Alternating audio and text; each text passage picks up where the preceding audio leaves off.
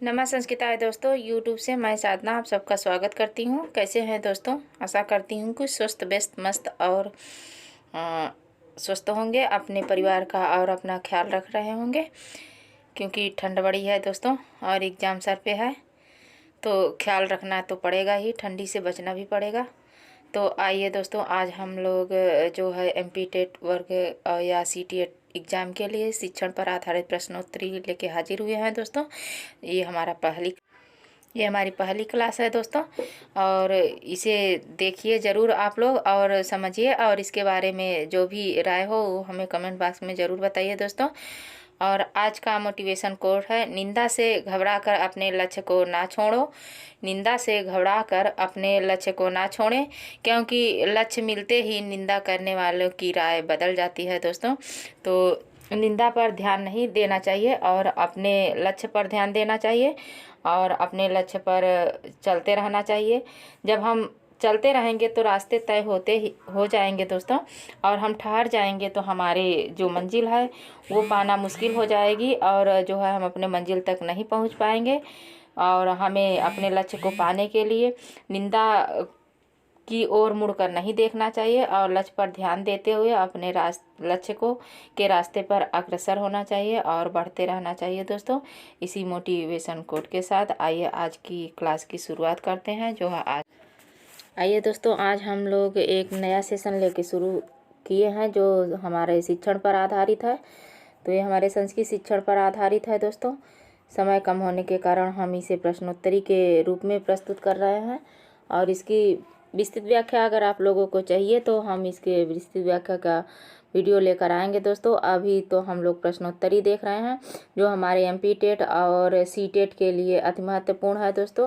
Sanskrit pedology पर आधारित ये संस्कृत शिक्षण का हमारा प्रश्नोत्तरी है दोस्तों। तो आइए हम इसके प्रश्नों को हल करते हैं और इसके बारे में समझते हैं कि ये क्या है, संस्कृत शिक्षण क्या है, कैसे है, इसको हम लोग प्रश्नोत्तरी के माध्यम से देखते हैं। तो ये हमारा जो है, वैसे तो 127 क्वेश्चन दे रहा है, लेकिन ये हमारा पहला क्वेश्चन है। क्या है दोस्तों? पहला क्वेश्चन है, और पहला क्वेश्चन मानकर हम इसको हल करते हैं। तो क्या है? तृतीय कक्षायाः शिक्षिका प्रत्येकं शब्दस्य शुद्धो उच्चारणे ध्यानं ददाति एवं सा किं विकसितुम् इच्छति। यानी ये कह रहे हैं कि जो तृतीय कक्षा की शिक्षिका है वो क्या है कि तृतीय कक्षा की शिक्षिका प्रत्येक शब्दों को शुद्ध उच्चारण पर ध्यान देती है, तो वो क्या विकसित करना चाहती है दोस्तों।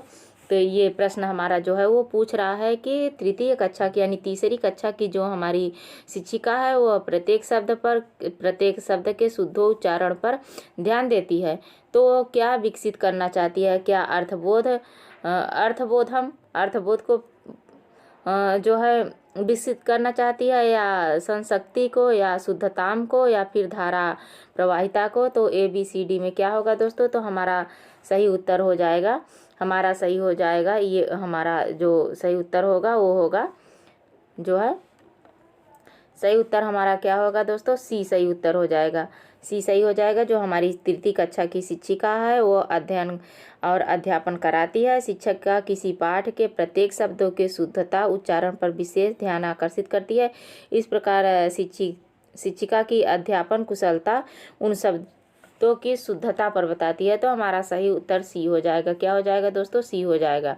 C हमारा सही ऑप्शन हो जाएगा। 1 नंबर क्वेश्चन का C ऑप्शन सही हो जाएगा, क्योंकि ये CC तृतीय कक्षा की शुद्धता पर ना ही अर्थबोध पे ना कराती है, ना ही संशोध पे, ना धारा प्रवाहिता। शुद्ध क्या हो जाएगा हमारा? ये शुद्धताम पर ध्यान देती है। आइए अगला क्वेश्चन देखते हैं दोस्तों। अगला क्वेश्चन क्या कह रहा है? ये हमारा अगला क्वेश्चन है जिसे हम 2 नंबर क्वेश्चन मानेंगे। क्या है? ये हमारा 2 नंबर का क्वेश्चन है। ये क्या कह रहा है? कह रहा है अधिलिखितेषु यानी अधोलिखितेषु इन सब में अधोलिखितेषु कस्मिन् कार्ये सूक्ष्मपेशीय कौशलस्य आवश्यकता अस्ति। यानी इन सब में जो है किस में सूक्ष्मपेशीय कौशल की आवश्यकता है। इन सब में क्या? पहला ऑप्शन कह रहा है आरोहणे में, दूसरा कह रहा है लेखने में, तीसरा कह रहा है कूदने में, और जो हमारा D ऑप्शन है वो कह रहा है कि पठने में। तो क्या होगा दोस्तों? सूक्ष्म पेशीय कौशल किस में आवश्यकता होती है बताइए। किसमें होती है, तो लेखने में। क्या? सूक्ष्म पेशीय कौशल से, ये हमारा सही ऑप्शन हो जाएगा। हमारा सही ऑप्शन होगा इसका लेखने में। लेखन कार्य में सूक्ष्म पेशी कौशल की अति आवश्यकता होती है। आरोहणे में नहीं, कूदने में। क्या आरोहणे का मतलब चढ़ने में? चढ़ने में नहीं होता, कूदने में ये तो होगा ही नहीं। थोड़ा सा इसमें संशय हो सकता है, पढ़ने में, तो ये भी नहीं होगा। क्या होगा दोस्तों? बी ऑप्शन सही हो जाएगा। हमारा बी ऑप्शन हो जाएगा लेखने में। सूक्ष्म पेशी कौशल की आवश्यकता लेखने में होती है। आइए अगला क्वेश्चन देखते हैं। अगला क्वेश्चन हमारा कह रहा है कि प्रतिपुष्टिः अस्ति, यानी प्रतिपुष्टिः क्या है? प्रतिपुष्टिः क्या है दोस्तों? प्रतिपुष्टिः क्या है? क्या उभय शिक्षिकार्थी नाम कृते स्वविकासाय है? एक आ रहा है उभय शिक्षिकार्थी नाम कृते स्वविकासाय है, या मातृणाम प्रीते कृते येषां बालानां गृह कारणाय परीक्षार्थुमस्य है, या शिक्षितार्ना कृते अधिगम विकासाय, शिक्षिकाणाम कृते अध्यापन विकासाय है। क्या कह, ये इसको हिंदी में थोड़ा सा देख लेते हैं इसका ट्रांसलेशन करके दोस्तों। प्रतिपुष्टि क्या है? प्रतिपुष्टि क्या क्या उभय, यानी शिक्षक, उभय का मतलब शिक्षक और शिक्षार्थी, शिक्षक और विद्यार्थी दोनों के स्व कार्यों का विकास है, या माता पिता के उन बालकों के गृह कार्य में परीक्षा प्रस्तुत करने के का कार्य है प्रतिपुष्टि, या तो फिर शिक्षार्थी के अधिगम के विकास के लिए है, या तो शिक्षिकाणाम यानी अध्यापकों के अध्यापन के विकास के लिए है। तो इसका सही उत्तर क्या हो जाएगा? 29 नंबर क्वेश्चन, अरे सॉरी दोस्तों, ये 3 नंबर क्वेश्चन है, इसको हम 3 नंबर मानेंगे। तो इसका जो सही ऑप्शन होगा वो क्या होगा? ए ऑप्शन सही हो जाएगा। शिक्षक और शिक्षिका के क्या है? शिक्षक, ये थोड़ा के विस्तृत बारे में जान लीजिए दोस्तों। क्या कहता है कि प्रतिपुष्टि को अनेक वैज्ञानिकों ने स्वस्थ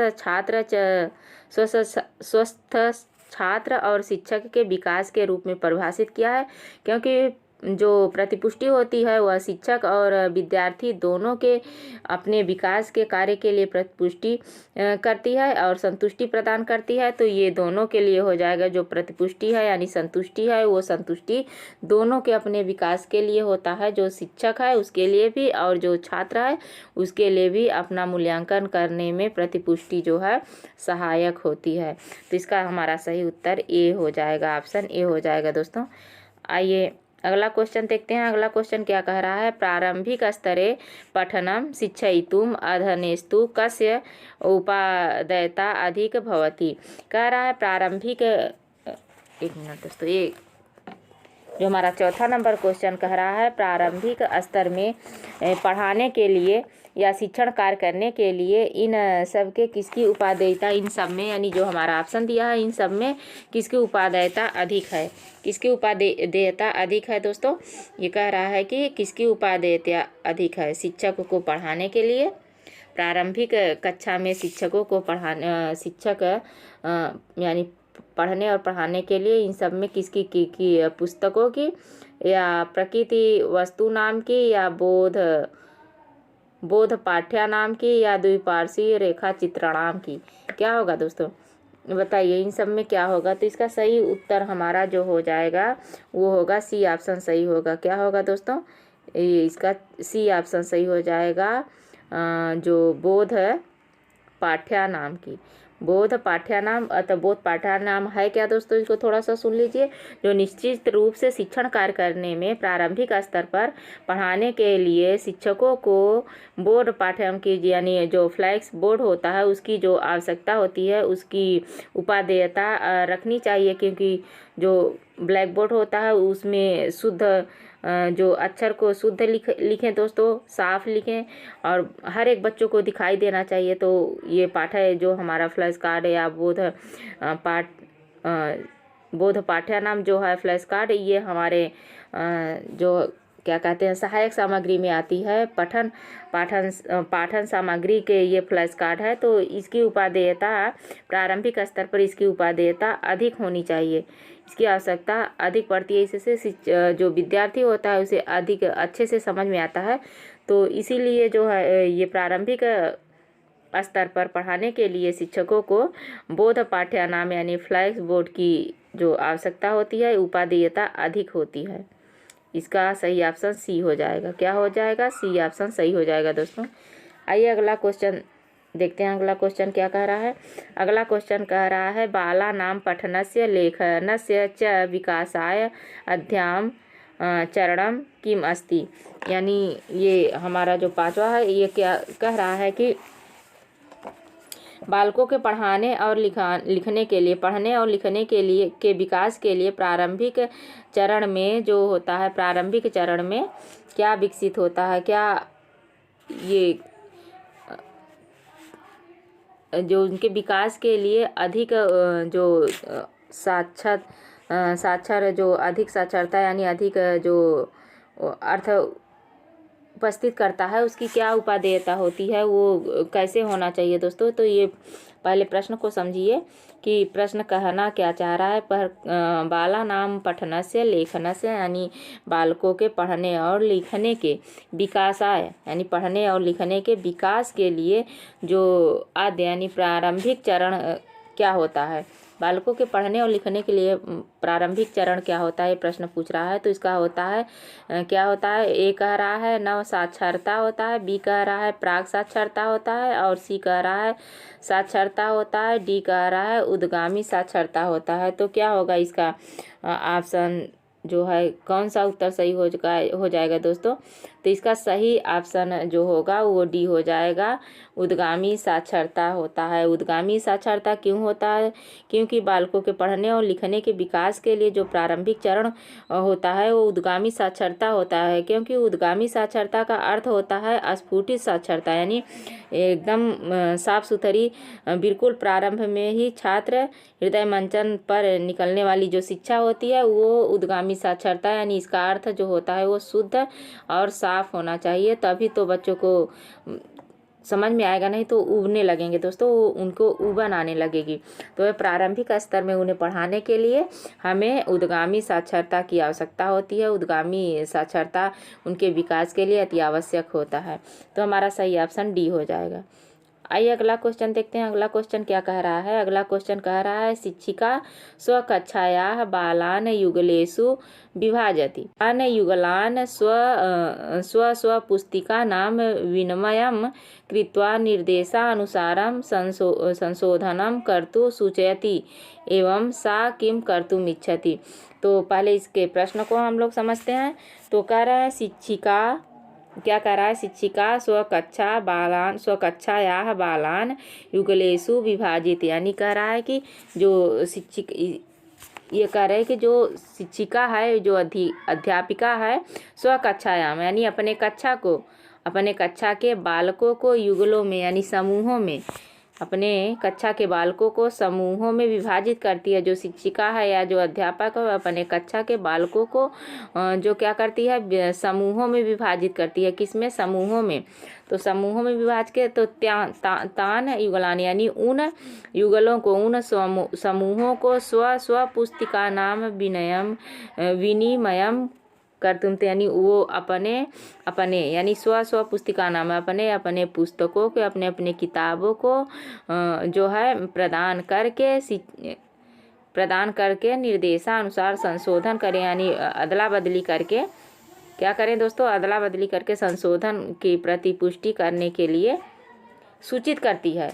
और उसके बाद ऐसा करके वो क्या करना चाहती है? ये कह रहे हैं कि जो वो है, जो शिक्षिका है वो अपने कक्षा को 2 समूहों में यानी युगलों में समूहों में विभाजित करती है। उसके बाद उन युगलों को, उन समूहों के अपने पुस्तक को जो है क्या करते हैं, विनिमय करके निर्देशानुसार एक दूसरे को संशोधित करके यानी अदला बदली करके सूचना प्रदान करती है। तो वो क्या करना चाह रही है, इसका क्या उद्देश्य है?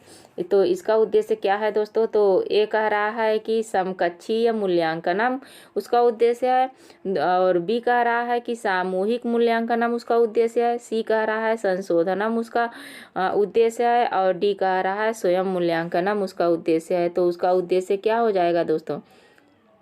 बताइए। तो इसका सही ऑप्शन हो जाएगा समकक्षीय मूल्यांकन। ये इसका सही ऑप्शन हो जाएगा, ए नंबर ऑप्शन सही हो जाएगा। तो वह समकक्षीय मूल्यांकन कहलाता है जो शिक्षिका जो है अपने क्लास को 2 समूहों में विभाजित करके और सभी बच्चों के अपने अपने पुस्तक का संशोधन करके यानी अदला बदली करके तो वो जो है समकक्षीय मूल्यांकन करना चाहती है कि कक्षा में बच्चे किस स्तर पर हैं। तो इसका सही ऑप्शन ए हो जाएगा, सही ऑप्शन ये हो जाएगा। दोस्तों आइए अगला क्वेश्चन देखते हैं। अगला क्वेश्चन कह रहा है कि मूल्यांकन समय अधोलिखितेषु कस्मिन् विषये शिक्षकस्य ध्यानम अस्याति। मूल्यांकन के समय, ये जो प्रश्न कह रहा है मूल्यांकन के समय में अधोलिखितेषु यानी इन सब जो दिया है इन सब में कस्मिन् विषय किस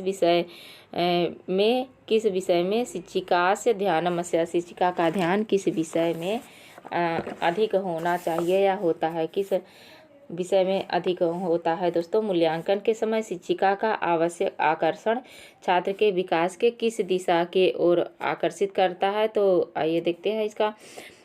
ये कह रहा है धारा प्रवाही कर्तुभी यानी धारा प्रवाही करने के लिए जो सह तस्य छात्रा उन सभी छात्रों का विकास की तुलना करना, या सृजनात्मक लेखई सह तस्य छात्र से विकास से तुलना करना, या एकस्य छात्र से विकास से अन्य छात्राणाम विकास सह तुलना करना, एक छात्र का अन्य छात्रों के साथ तुलना करना, या तो फिर अगला कह रहा है कि एकस्य छात्र से विकास तस्य पूर्व स्थित्वा सह तुलना करना। तो ये क्या है दोस्तों? तो इसका सही ऑप्शन क्या हो जाएगा? इसका सही ऑप्शन है क्या धारा प्रवाहित करना हो जाएगा, या तस्य छात्र से विकास आय तुलना हो जाएगा, या धारा प्रवाहित तो होगा नहीं तस्य विकास उन छात्रों के, या सृजनात्मक लेखई है सह तो लेखकई है सह छात्र से विकास है, लेखक के साथ छात्रों का कोई विकास का तुलना करना तो कोई नहीं होता। एक छात्र का अन्य छात्र के साथ ये भी नहीं होगा क्योंकि निगेटिव पॉइंट है। तो हमारा सही ऑप्शन हो जाएगा डी। एकस्य छात्र से ये कह रहा है कि एकस्य छात्र से विकास तस्य पूर्व स्थितिया सह तुलना, यानी एक छात्र के विकास के लिए उसके पूर्व स्थिति की जो तुलना करना ये मूल्यांकन कहलाता है कि उनके जो पहले सीखे हुए उनकी प्रणाली है उसके तुलना में जो छात्र अब क्या सीख रहे हैं और क्या भूल रहे हैं। तो हमारा सही ऑप्शन डी हो जाएगा। क्या हो जाएगा दोस्तों?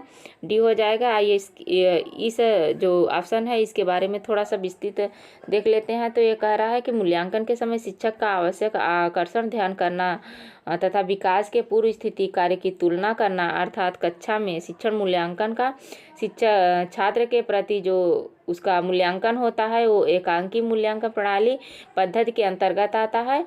और जो साथ ही क्या होता है, साथ ही साथ मूल्यांकन भी एक छात्र के आसानी से हो जाएगा, क्योंकि मूल्यांकन का तात्पर्य होता है कि उनके जो पहले पढ़े हुए स्थिति है वो अब किस स्थिति में है दोस्तों, उनको आगे बढ़ाने की क्या आवश्यकता है।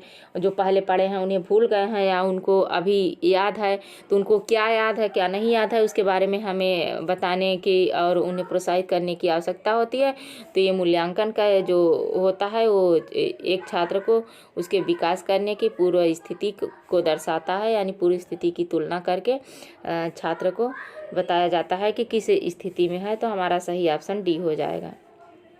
आइए अगला देखते हैं। अगला क्वेश्चन क्या कह रहा है? अगला क्वेश्चन कह रहा है जो हमारा क्वेश्चन है तो ये कह रहा है कि पठन समय अधनेस्तु कस्य महत्वम सर्वाधिक, यहाँ सर्वाधिक हो जाएगा सर्वाधिकम उचितम, यानी सर्वाधिक क्या होगा पठन समय अधनेस्तु कस्य महत्व में कह रहा है पढ़ने के समय जो है पढ़ने के समय क्या होता है कि इन सब में क्या महत्व सर्वाधिक है। तो इन सब में क्या सर्वाधिक महत्व है दोस्तों?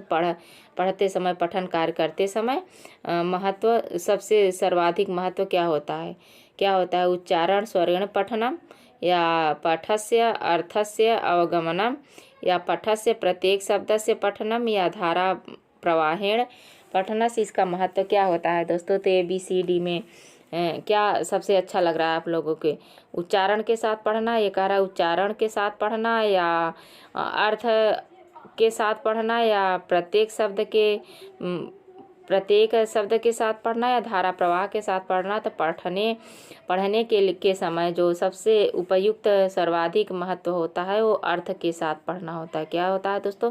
अर्थ के साथ। अर्थ को जानते हुए पढ़ेंगे तो अस्थायी रूप से हमारे मन मस्तिष्क में स्थित रहेगा दोस्तों। तो सही ऑप्शन हो जाएगा पठस्य अर्थस्य अवगमनम, बी ऑप्शन सही हो जाएगा।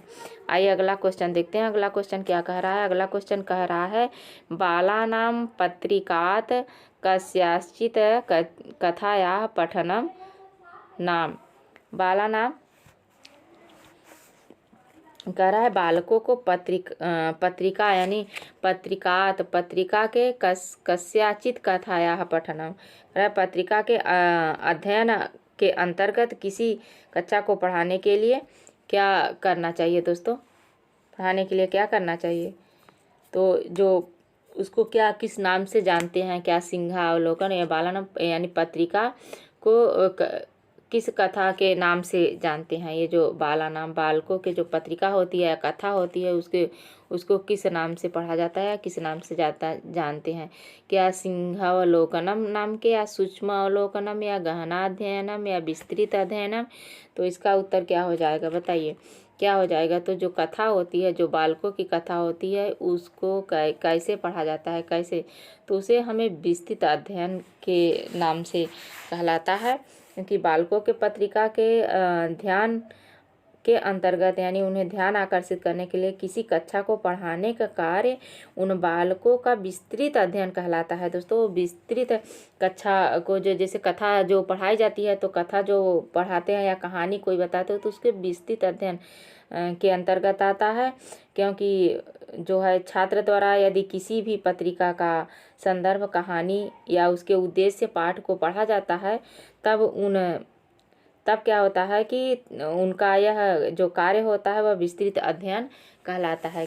वैसे भी किसी भी कहानी को जब तक उसके विस्तृत पढ़ेंगे नहीं तो क्या समझ में आए? एक राजा था, रानी था, तो राजा रानी था तो कह क्या रहा था? तो उसकी किसी भी कहानी को उसके एक ओर से दूसरी ओर तक पढ़ेंगे तभी तो समझ में आएगा। तो क्या होता है कि ये कथा को पढ़ने के लिए हमारा विस्तृत अध्ययन जो है उपयुक्त होता है, सर्वाधिक उपयुक्त होता है। सही ऑप्शन इसका डी हो जाएगा।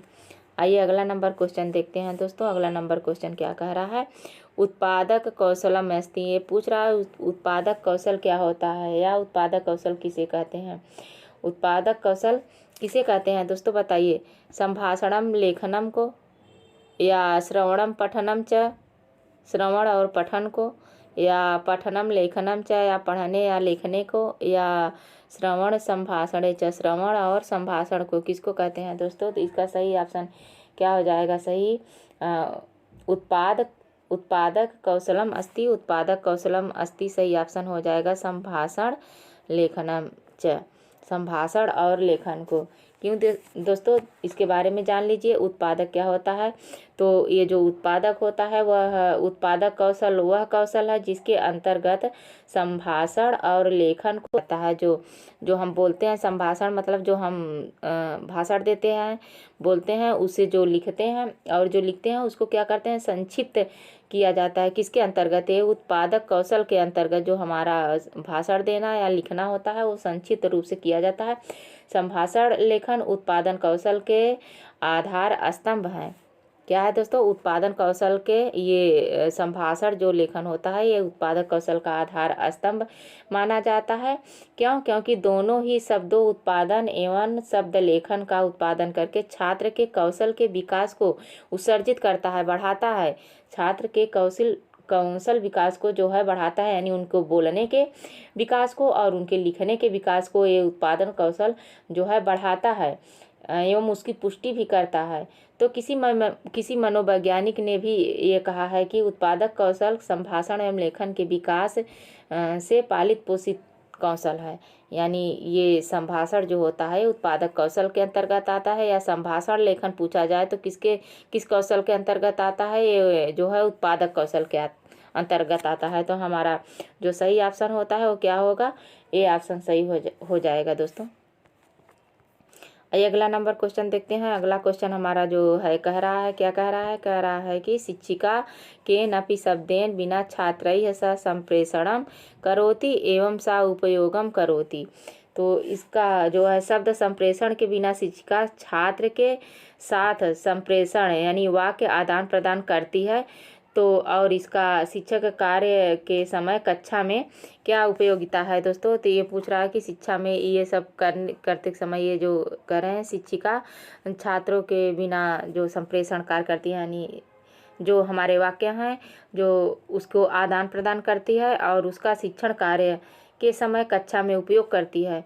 तो इस सा एवं उपयोगिता, तो इसकी उपयोगिता क्या है इसके बारे में बताइए। तो ऑप्शन ए कह रहा है शाब्दिक संप्रेषण से, और बी कह रहा है शब्देतर संप्रेषण से, और सी कह रहा है मौखिक संप्रेषण से, और जो हमारा डी है वो लिखित संप्रेषण से कह रहा है। तो क्या हो जाएगा इसका सही ऑप्शन, क्या हो जाएगा दोस्तों, जो है इसका सही ऑप्शन हमारा बी हो जाएगा, शब्देतर संप्रेषण हो जाएगा। क्योंकि वो शब्द के बिना, ये देखिए शब्द बिना छात्र ही है, बिना छात्र के जो शब्द का संप्रेषण कर रही है, तो इसमें शब्देतर हो जाएगा। तो इसका ये शब्देतर कैसे होगा इसके बारे में देखिए दोस्तों। तो शब्देतर के बिना यानी शब्देतर संप्रेषण के बिना जो ये कह रहे हैं ना शब्देन, यानी शब्देन क्या है, बिना छात्र के। तो शब्देतर का मतलब कि कोई बोलने वाला, कोई आदान प्रदान करने वाला तो है नहीं। तो शिक्षिका साथ के साथ जो वाक्य को आदान प्रदान करती है उसका शिक्षक कार्य के समय उपयोग भी करती है दोस्तों, उपयोग भी करती है। तो ये शब्दतर संप्रेषण के अंतर्गत आएगा। और शब्दतर संप्रेषण क्या होता है, तो ये शब्दों के अतिरिक्त संप्रेषण है, यानी बिना शब्द का जो संप्रेषण है उसके अंतर्गत आएगा, जिसे हम व्यवहारिक ज्ञान भी कहें या मान भी सकते हैं। संप्रेषण का शाब्दिक अर्थ भली भांति या अच्छी तरह से किया गया परस्पर शिक्षण छात्र वाक्य कार्य यानी बोलने के कार्य में किया जाता है। संप्रेषण में सम उपसर्ग का प्रयोग किया गया है, इसे अच्छा वाचक भी कहते हैं। संप्रेषण का अर्थ होता है वाक्य का अच्छा आदान प्रदान करना। तो इसका सही ऑप्शन बी हो जाएगा, जो शब्देतर यानी शब्द के बिना। ये यहाँ है ना शब्द के बिना, उससे हमें पकड़ना है शब्देतर यानी शब्द के बिना संप्रेषण करना। जो शिक्षिका है वो शब्द के बिना संप्रेषण करती है और उसके बाद उसका प्रयोग भी करती है। देखिए दोस्तों फंसाने वाला है, लेकिन हमें इसे शब्देतर बिना यानी शब्द के बिना शब्देतर संप्रेषण, तो उसका अर्थ एक ही निकल रहा है। तो इसका सही ऑप्शन बी हो जाएगा। अगला क्वेश्चन देखते हैं कि अगला क्वेश्चन हमारा क्या कह रहा है। अगला क्वेश्चन कह रहा है सिंहस्य विषये एकाम कथा पठित्वा शिक्षिका छात्रान् निर्देशित भवान् स्वयं अरण्ये सिंहः अस्ति इति और मनसि विचार्य कथां श्रावयतु इति एव सा किम विकसितुं प्रयत्नं करोति। यानी कह रहे हैं कि ये जो हमारी शिक्षिका है वो क्या कह रही है कि सिंह के विषय में एक कक्षा में पढ़ाना चाहती है। जो शिक्षिका है वो किसी सिंह के विषय में, एक सिंह के विषय में छात्रों को बताना चाहती है, निर्देशित करना चाहती है।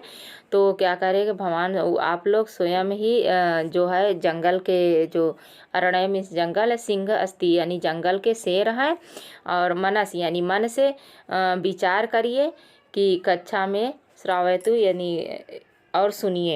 ये छात्रों को कह रही है कि जो एक शेर के बारे में कहानी कथा को पढ़ाना चाह रही है, और वो जो है छात्रों को ये कह रही है कि आप लोग जो है आप लोग जंगल के शेर हैं और इसे मन से विचार करिए और कथा को सुनिए।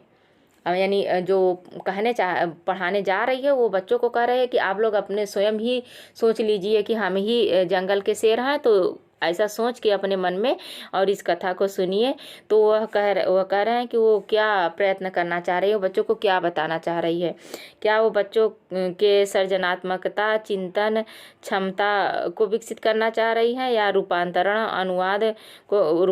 और अनुवाद को बताना चाह रही है, या पठन कौशल लेखन कौशल को बढ़ाना चाह रही है, या प्रारूप लेखन पुनर्लेखन को बढ़ाना चाह रही हैं। तो इसका सही उत्तर क्या हो जाएगा दोस्तों? ABCD में क्या होगा? तो इसका हो जाएगा सृजनात्मकता चिंतन क्षमता को बढ़ाना चाहती है, यानी सृजनात्मक चिंतन क्षमता को बढ़ाना चाह रही है। कौन? शिक्षिका।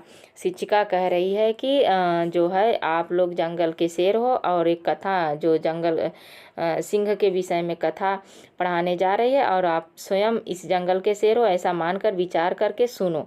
इस प्रकार शिक्षिका का प्रयास निश्चित रूप से छात्रों की सृजनात्मक चिंता क्षमता को विकास करना ही है, क्योंकि छात्र को तार्किक एवं विवेकशील बनाना चाहती है। क्या करना चाहती है?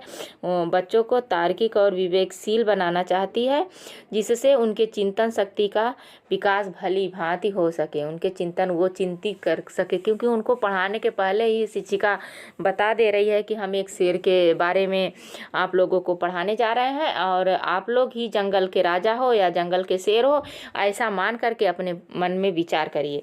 तो ऐसा जो करना चाह रही है, तो उनके जो है सृजनात्मक चिंतन और क्षमता को विकसित करना चाह रही है।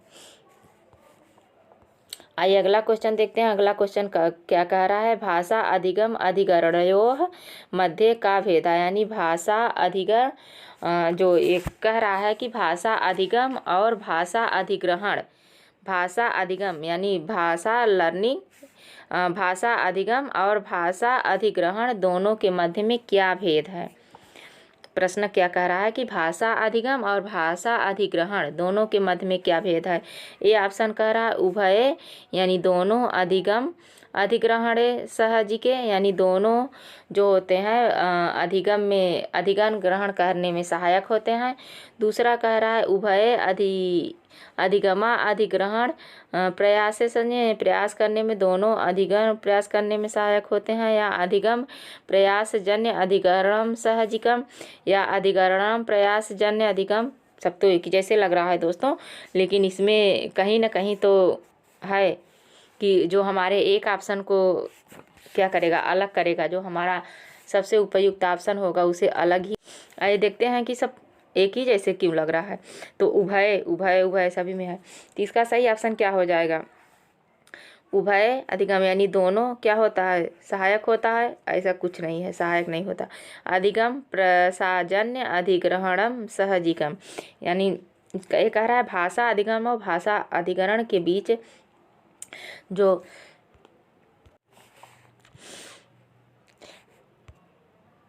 ये भाषा अधिगम और भाषा अधिग्रहण दोनों के बीच में जो भेद है वो क्या है? भाषा अधिक प्रयास का जनक कहलाती है। जो भाषा होती है वो प्रयास का जनक यानी प्रयास जन्य अधिग्रहण सहज कहलाती है, तथा जो अधिग्रहण होता है वह स्वाभाविकता की जनक कहलाती है। दोनों में समरूपता नहीं है, तो सही ऑप्शन हमारा सी हो जाएगा। सही ऑप्शन हमारा सी हो जाएगा दोस्तों।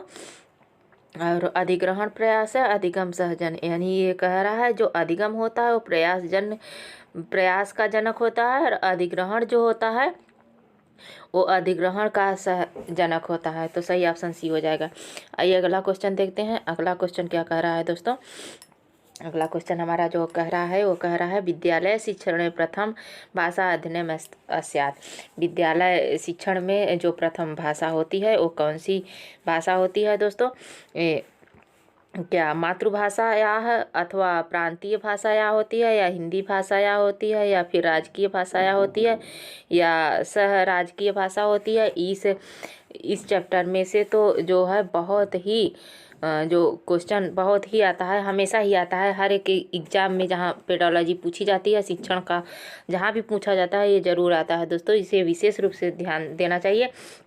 विद्यालय शिक्षण समय प्रथम भाषा अध्ययन में स्यात् क्या होनी चाहिए दोस्तों? क्या होनी चाहिए? तो इसका सही ऑप्शन क्या हो जाएगा? जो तो सभी को पता है कि ये हमारा मातृभाषा अथवा प्रांतीय भाषा जो हमारी विद्यालय की प्रथम शिक्षक की होती है, ये होती है हिंदी भाषा या राजकीय भाषा, सहराजकीय भाषा नहीं होगा दोस्तों। और अगला क्वेश्चन देखते हैं जो हमारा अंतिम लास्ट क्वेश्चन है। प्राथमिक स्तरे कवितायाः प्रयोजनम् अस्ति। प्राथमिक स्तर पर कविता का क्या प्रयोजन होता है, इसका उद्देश्य क्या होता है दोस्तों। कविता जो होती है वो हमारी गाने के यानी पद्य होती है। क्या होती है? पद्य होती है, संगीतमय होती है। तो क्या ए ऑप्शन कह रहा है विभिन्न भाषा कौशल नाम ऊपरी अधिक अधिकार प्राप्ति होता है, यानी विभिन्न भाषा कौशलों के ऊपर अधिकार प्राप्त करना होता है कविता का प्रयोजन। या प्राथमिक छात्रेभ्य अलंकार पाठनम, यानी प्राथमिक छात्रों के ऊपर अलंकार के लिए होता है। या शब्दावली ज्ञान विस्तार, यानी शब्दावली का विस्तार करने के लिए होता है। या तो फिर कविता या संगीतस्य तालस्य अनुप्रासस्य च आनंद अनुभूति। तो कविता का क्या उद्देश्य होता है, तो इसका सही ऑप्शन क्या हो जाएगा?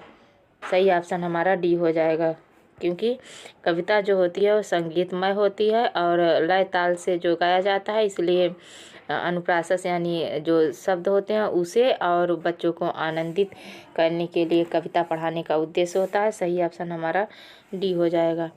तो ये हमारा रहा आज का 15 क्वेश्चन दोस्तों। हम लोगों ने इस जो सीरीज में 15 क्वेश्चन का अध्ययन किया है, और ये सीरीज आप लोगों को कैसे लगी इसे बताइए। अगर आप लोग विस्तृत पढ़ना चाहते हैं तो उसे भी आप लोग कमेंट बॉक्स में बताइएगा दोस्तों। तो हम इसके विस्तृत वीडियो को लेके आएंगे दोस्तों। और MP टेट के लिए और CTET के लिए हम जो हमारा समय रहेगा वो हम जो है 4 बजे इसका वीडियो बनाएंगे दोस्तों, और जो है वो 4 बजे हम लोग इसे पढ़ेंगे। तो आज से रोज़ ही 4 बजे हम जो है इसके CTET के लिए होंगे। तो जो भी गलती हो उसे हमें कमेंट बॉक्स में बताइए और मार्गदर्शन करिए दोस्तों। अगले वीडियो में और अच्छे से थोड़ा सा, आज हम तबीयत सही नहीं है इसी वजह से नहीं कर पा रहे हैं, इसको और अच्छे से लाने की और आप लोगों को समझाने की कोशिश करेंगे। तो आज बस यहीं तक। नमः संस्कृताय। धन्यवाद दोस्तों।